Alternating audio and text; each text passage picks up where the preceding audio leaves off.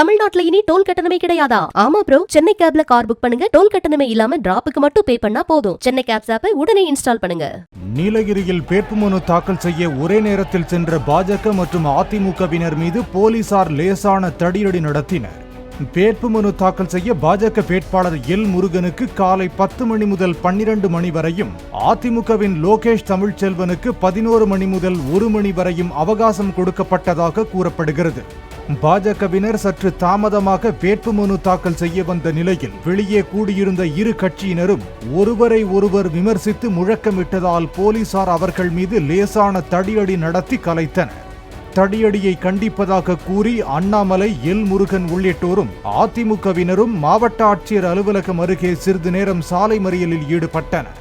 காவல்துறை நம்முடைய தொண்டர்கள் மீது தேவையில்லாம லத்தி சார்ஜ் பண்ணி நம்முடைய தொண்டர்களை கலைத்தார். அதிலே கிட்டத்தட்ட 4-5 தொண்டர்கள் காயம்பட்டு இன்னைக்கு அரசு மருத்துவமனையில சிகிச்சையில் இருக்காங்க. 14 தொண்டர்கள் ட்ரீட்மெண்ட் எடுத்துட்டு வெளியே போயிட்டாங்க. கிட்டத்தட்ட 19 தொண்டர்களுக்கு அடிபட்டு இருக்கிறாங்க. அதுல ஒருவருக்கு பாத்தீங்கன்னா சிவியர் இன்ஜுரி, காதுல ரைட் இயர்ல பிளட், இன்னொருத்தருக்கு போன் பிராக்சர் இருக்கலான்னு ஒரு டவுட், எக்ஸ்ரே எடுத்துட்டு இருக்காங்க. இதெல்லாம் நடக்கக்கூடாத ஒரு நிகழ்வு. ஒரு ஜனநாயகத்துல வேட்புமனு தாக்கல் செய்யறப்ப இவ்வளவு பெரிய கூட்டம் வரும் பொழுது அதை காவல்துறை இன்னும் கொஞ்சம் பொறுமையாக, கண்ணியமாக பேசி, ஒரு ஜனநாயகத்துல பேசி அதை சரி பண்ணிடுவாங்க. நேரடியா அந்த மாவட்டத்தினுடைய காவல்துறை கண்காணிப்பாளரை களத்துல குதிச்சு லத்தி சார்ஜ் பண்ணி இவ்வளவு பெரிய பிரச்சனையை காவல்துறை உருவாக்கி விட்டார்.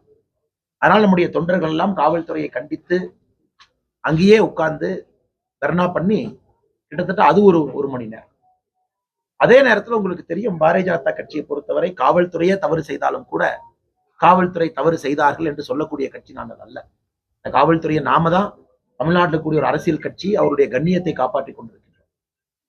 அதனால் மாவட்டத்தினுடைய காவல் கண்காணிப்பாளர் அவர்கள், உயர் அதிகாரிகள் பேச்சுவார்த்தை நடத்தி இந்த மாதிரி வேண்டுமென்றே செய்யவில்லை, எனக்கு வேற வழி இல்லை, ஏதாவது தவறாக நீங்கள் எண்ணுனீங்கன்னா அதுக்காக எங்க மன்னிப்பையும் கேட்டுக்கிறோம், அப்படி இஷ்யூ இல்லை, நாங்கள் கட்டுக்குள்ள கொண்டு வரதுதான் முயற்சி எடுத்தோம், எல்லா கட்சி யாரு கூடியிருந்தார்களோ எல்லாரும் மீதும் வார்னிங் கொடுத்துட்டு தடியடி நடத்தணும்.